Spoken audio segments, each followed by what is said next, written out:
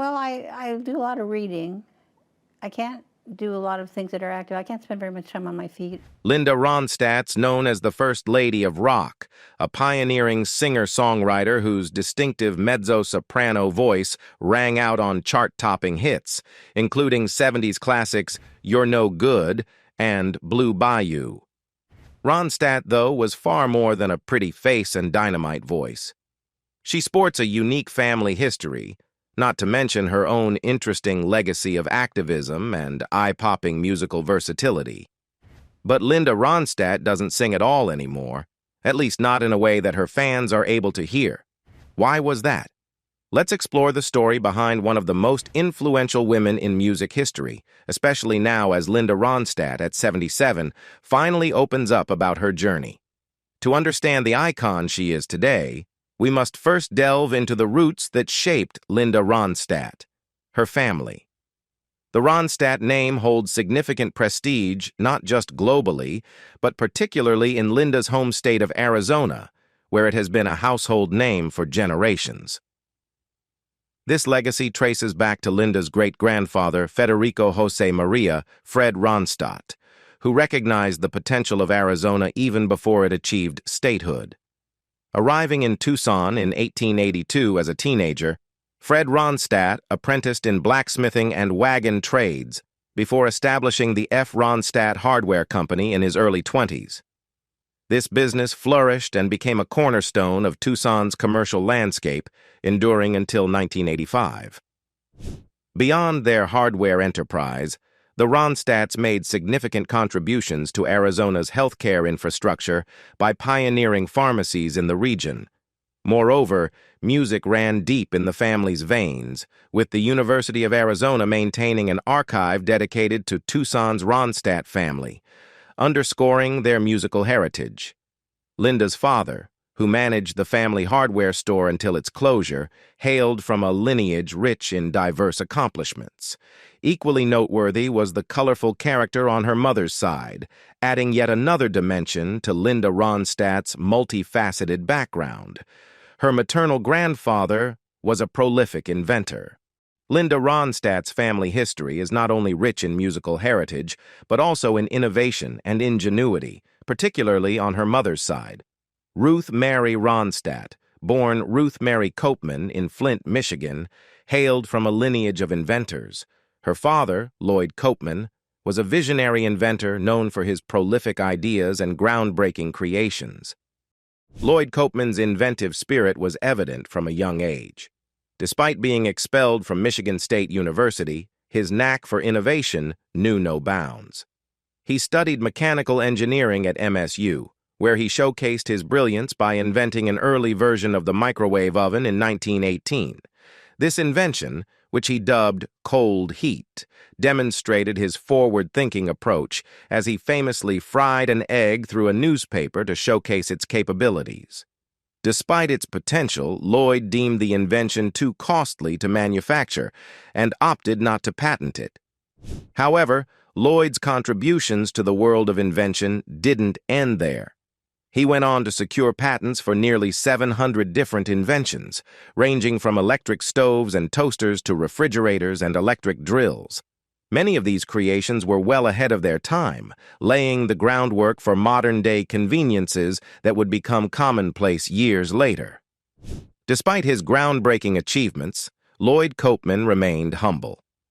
When Michigan State University offered him an honorary degree in recognition of his accomplishments, he declined the honor, citing the university's previous refusal to acknowledge his talents. In Linda Ronstadt's memoir, Simple Dreams, she fondly recalls her grandfather's legacy of innovation and the impact it had on her family. She got an early musical education. Gilbert Ronstadt, the manager of a hardware store, might not seem like the typical figure associated with influencing music, but his impact on his daughter Linda Ronstadt's musical journey was profound.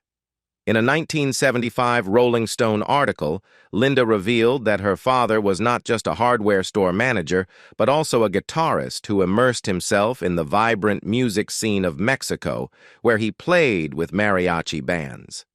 Growing up, he ensured that Linda was exposed to a diverse range of musical genres, from the infectious harmonies of the Beach Boys to the soulful melodies of Peggy Lee and Billie Holiday. With such a rich musical upbringing, it's no surprise that Linda Ronstadt's passion for music blossomed during her high school years.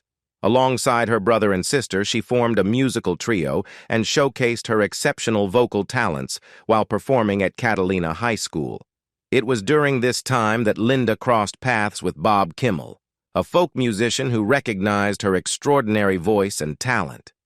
Despite initially parting ways as Kimmel ventured to Los Angeles to pursue his musical aspirations, the duo's musical journey was far from over. After completing high school and a brief stint at the University of Arizona, Linda heeded Kimmel's persistent calls to join him in Los Angeles to form a band. Thus, the Stone Ponies were born, marking the beginning of Linda Ronstadt's illustrious music career. The Stone Ponies found success with their debut album, releasing several albums and earning recognition with their hit single Different Drum, penned by Michael Nesmith of the Monkees. The song soared to number 13 on Billboard's pop chart in 1967, catapulting Linda Ronstadt into the spotlight and paving the way for her meteoric rise as a solo artist in the years to come. One of her first backing bands led to the formation of the Eagles. After parting ways with the Stone Ponies following the release of 3 LPs, Linda Ronstadt embarked on a new chapter in her music career. In the early 70s, while exploring different supporting musicians, Ronstadt crossed paths with a couple of individuals who would soon make their mark on the music industry. Her manager, John Boylan, had received a demo from a relatively unknown artist named Don Henley, who had penned a few songs that piqued Ronstadt's interest. Although the songs didn't quite fit her style at the time, she was impressed by Henley's drumming skills when she caught a glimpse of him performing at the Troubadour. Intrigued by Henley's talent, Ronstadt enlisted him and another musician from the local scene, guitarist Glenn Frey, to join her on tour. As they traveled together, it became evident that Henley and Frey shared a special musical chemistry. They expressed their desire to form their own band to Ronstadt, and thus, the seeds of what would become the Eagles were sown. Ronstadt played a pivotal role in the formation of the iconic band by recommending Bernie Leadon for guitar and Randy Meisner for bass. The Eagles wasted no time in honing their craft, rehearsing diligently at Ronstadt's house. Their musical prowess was immediately apparent, with Ronstadt recalling a moment when they flawlessly performed Witchy Woman with intricate harmonies.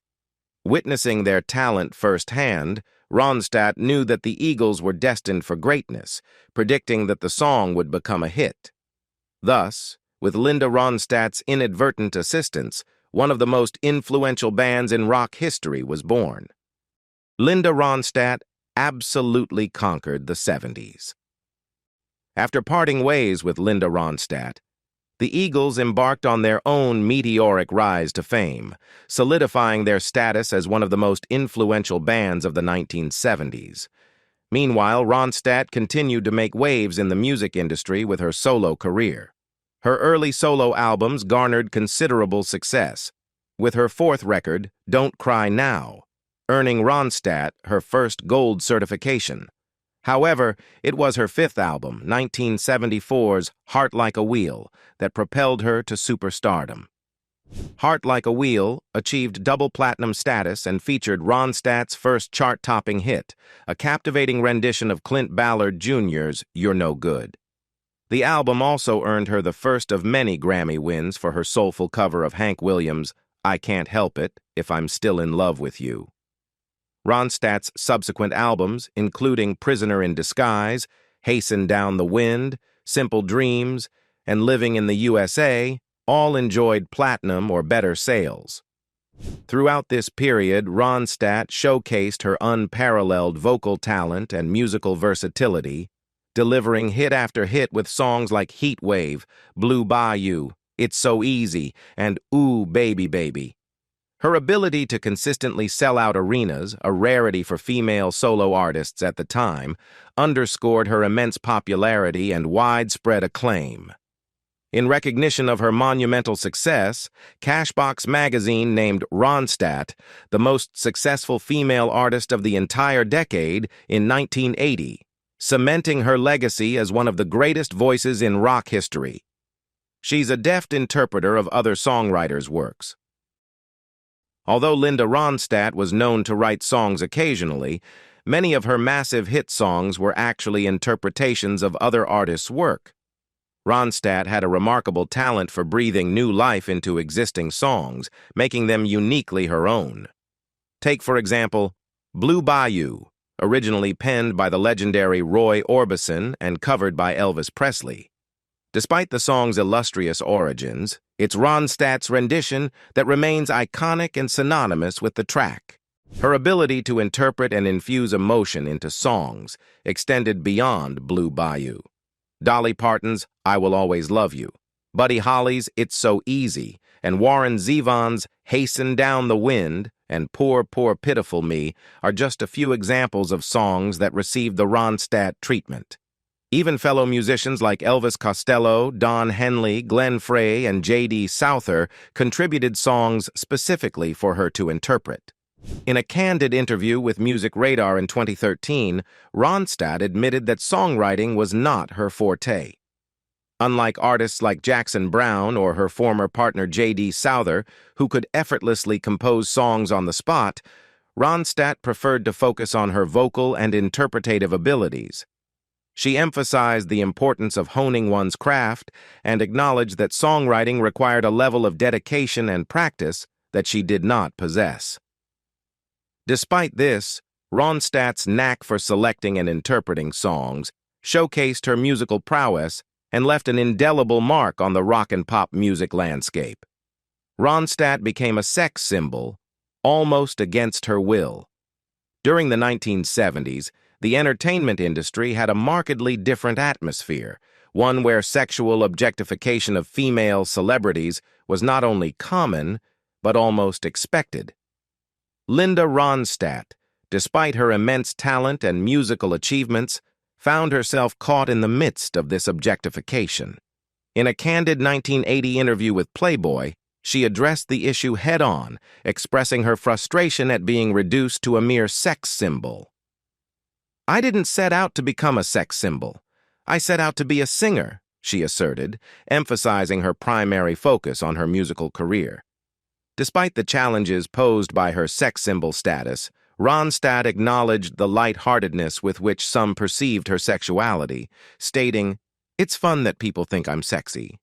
However, the objectification Ronstadt faced wasn't always lighthearted or enjoyable.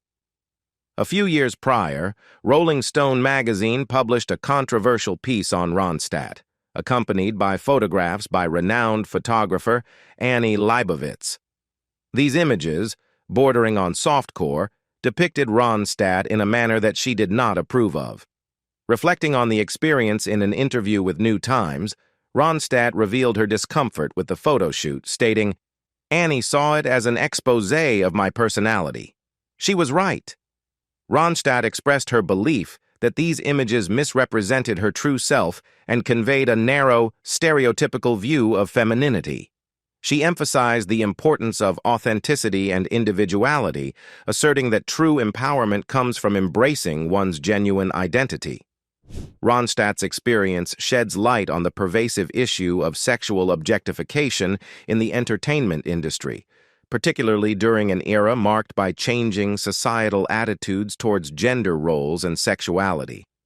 Despite the challenges she faced, Ronstadt remained steadfast in her commitment to her artistry and personal integrity, leaving a lasting legacy as not just a musical icon, but also as a trailblazer in challenging societal norms and expectations. She performed on Broadway and in an opera.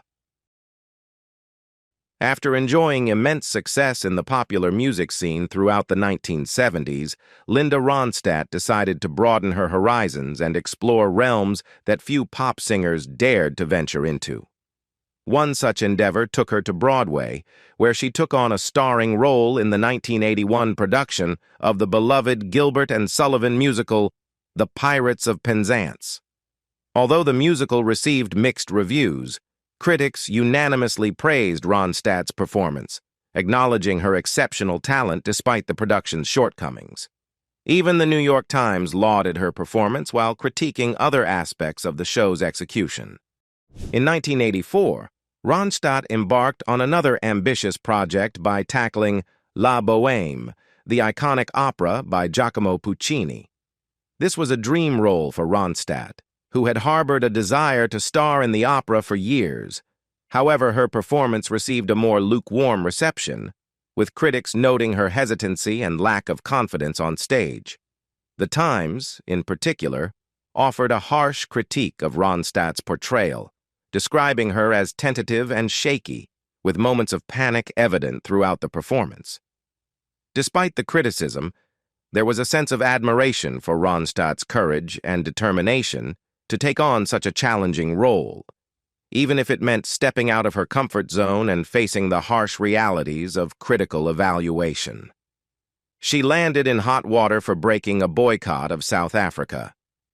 In the early 80s, amidst the bustling music scene, one venue stood out as a hot spot for some of the world's biggest music acts, Sun City Resort and Casino. Situated in South Africa, it drew crowds of adoring fans eager to witness performances by their favorite artists. However, during this time, South Africa was under international scrutiny for its apartheid policies, which enforced racial segregation. Consequently, many renowned musicians chose to boycott performing in the country in protest of these discriminatory practices. Despite this, Linda Ronstadt took a different stance. In defiance of the music industry's informal boycott, Linda Ronstadt performed at Sun City Resort and Casino in 1983, joining the ranks of other megastars such as Barry Manilow, Rod Stewart, and her idol, Dolly Parton. Her decision sparked controversy and criticism as she faced backlash for seemingly disregarding the calls for a boycott against South Africa. However, Ronstadt defended her choice with a compelling argument. In an interview with journalist Don Lane, she expressed her disagreement with the South African government's policies while asserting her belief that playing music there was not synonymous with endorsing those policies. She emphasized that refusing to perform in places with racist attitudes would restrict her from performing in various countries worldwide, including Australia, England, and parts of the United States. Despite the backlash, Ronstadt's decision to perform at Sun City highlighted the complexities of navigating political and social issues within the realm of entertainment. Her principled stance sparked important discussions about the role of artists in addressing social injustices and raised awareness about apartheid-era South Africa. Additionally, the protest song Sun City, led by Stephen Van Zandt of the E Street Band in 1985, further amplified the global conversation surrounding the issue. She later became an outspoken political activist. In later years, Linda Ronstadt not only continued to make waves in the music industry, but also used her platform to advocate for causes she believed in. One notable instance occurred in 2004 during her performance at the Aladdin in Las Vegas. Displaying her outspoken nature, she dedicated her cover of the Eagles' Desperado to filmmaker Michael Moore, who had recently garnered attention for his documentary Fahrenheit 9/11, which won the prestigious Palme d'Or at the Cannes Film Festival. However, her gesture didn't sit well with Aladdin president Bill Timmons, who controversially ejected her from the hotel and banned her from future performances there. Ronstadt's actions reflected her clear stance on political issues, particularly her opposition to President George W. Bush's administration. In 2006, she vocally supported the Dixie Chicks after they criticized Bush, condemning the president's leadership as enormously incompetent, both domestically and internationally. Her bold remarks highlighted her willingness to speak out against political figures and policies she disagreed with. Moreover, Ronstadt has been a vocal advocate for LGBTQ+ rights, expressing admiration for the resilience and solidarity within the gay community. In a 2009 interview with Gay.net, she praised the strength of the community, recognizing the challenges they have faced, and emphasizing the importance of understanding and valuing their experiences in society. She featured on a pair of albums with two other legends. Linda Ronstadt shared enduring musical partnerships with acclaimed artists like Emmylou Harris and Dolly Parton, with whom she formed deep friendships over the years. Their collaborations extended beyond occasional duets, as evidenced by their joint efforts on tracks such as The Sweetest Gift in 1975 and Ronstadt's cover of Parton's iconic I Will Always Love You in the same year. Their shared love for music and mutual respect laid the foundation for a remarkable collaboration that would captivate audiences worldwide. In 1987, after years of anticipation, Ronstadt, Harris, and Parton joined forces to release the highly anticipated album, Trio. Despite the challenges of coordinating their busy schedules, their collective talent and chemistry shone through in every track. Trio soared to the top of the Billboard Country Albums chart, showcasing their harmonious blend of voices and musical styles. The album's success was further solidified by winning the Grammy Award for Best Country Performance by a Duo or Group with Vocal, affirming their status as musical powerhouses. Among the standout tracks on Trio was the chart-topping country single To Know Him Is to Love Him, written by renowned producer Phil Spector. The song's heartfelt lyrics and soulful rendition by Ronstadt, Harris, and Parton resonated deeply with listeners, cementing its place as a timeless classic. Encouraged by the overwhelming response to their collaboration, the trio reunited to record a follow-up album, Trio 2, which was released in 1999. The album continued their legacy of musical excellence, personal life. Throughout the 1970s and 1980s, Linda Ronstadt's personal life often made headlines, drawing attention to her romantic relationships with notable figures. Her relationship with fellow musician J.D. Souther garnered attention in the early 1970s, especially when he co-produced her album Don't Cry Now. However, it was her high-profile romance with then-Governor of California Jerry Brown that thrust her private life into the spotlight. Their relationship, during Brown's bid for the Democratic presidential nomination, was widely covered by the media, culminating in shared appearances on magazine covers, including Newsweek, Us Weekly, and People. In 1983, Ronstadt's relationship with comedian Jim Carrey captivated public interest for 8 months. Following this, she became engaged to acclaimed filmmaker George Lucas, renowned for his work on the Star Wars franchise. Their engagement lasted from the late 1980s to 1988, marking another chapter in Ronstadt's romantic history. Despite her high-profile relationships, Ronstadt chose to embrace motherhood through adoption. In December 1990, she welcomed an infant daughter, Mary Clementine Ronstadt, into her life, followed by the adoption of a baby boy named Carlos Ronstadt in 1994. Despite her experiences with love, Ronstadt has never married, expressing the challenges of finding a partner who aligns with her values and passions, both musically and personally. In the late 1980s, after 3 decades in Los Angeles, Ronstadt made a significant move to San Francisco, seeking a change from the bustling and glamorous environment of Southern California. Feeling disconnected from the city's values and lifestyle, she sought refuge in the more laid-back atmosphere of San Francisco. Growing up in Tucson, Arizona, Linda Ronstadt experienced a childhood deeply rooted in the land and traditions of her family's ranch. The sprawling cattle ranch, nestled in the heart of Arizona, provided the backdrop for her formative years. Ronstadt fondly recalls feeling connected to her grandparents and their way of life, spending her days surrounded by horses and chickens, living off the land just as they had for generations. However, the trajectory of Ronstadt's life shifted dramatically with the onset of stardom. The glitz and glamour of fame brought with it a lifestyle far removed from her ranch upbringing, a lifestyle that Ronstadt found challenging to navigate. Reflecting on her time on the road, she confesses, "I didn't like living on the road. It was too lonely." The constant touring disrupted her ability to maintain relationships, leaving her feeling adrift in a sea of unfamiliar faces. Despite her success and fame, Ronstadt remained steadfast in her belief that marriage was not meant for her.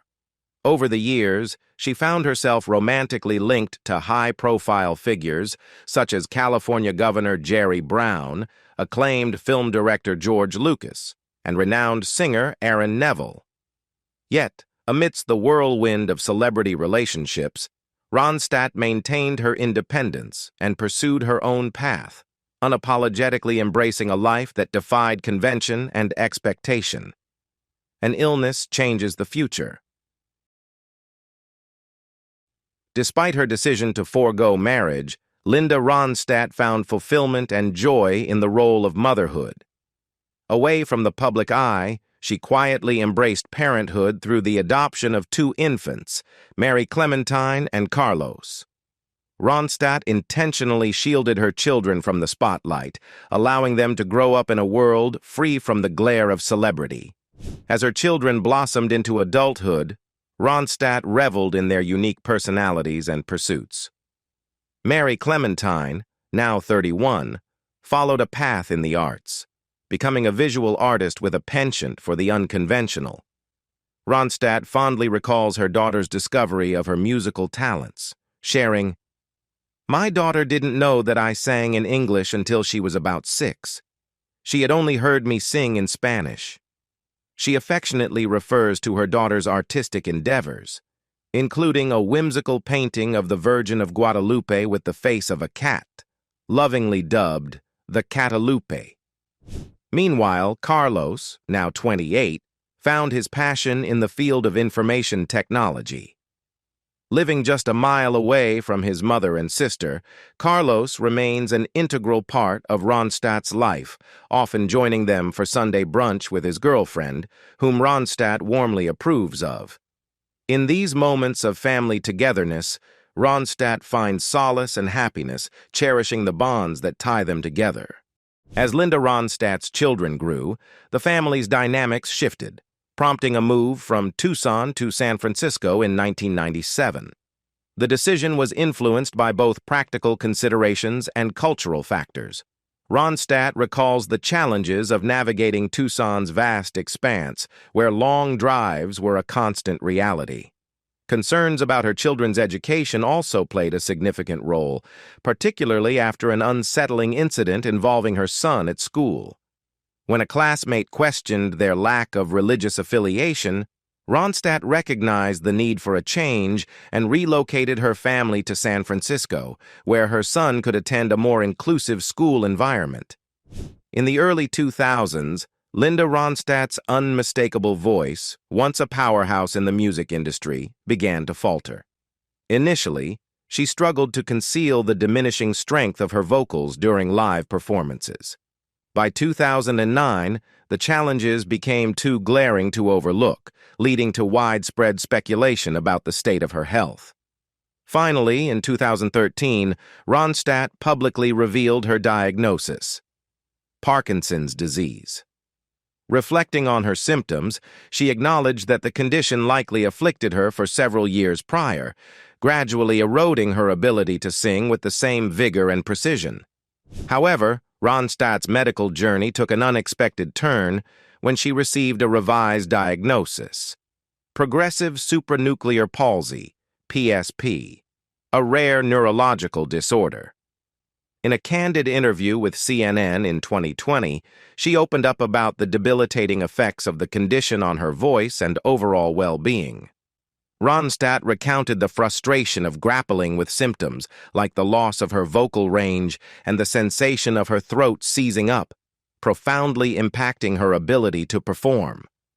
Despite her unwavering determination, she faced the harsh reality that her illustrious singing career was forever altered.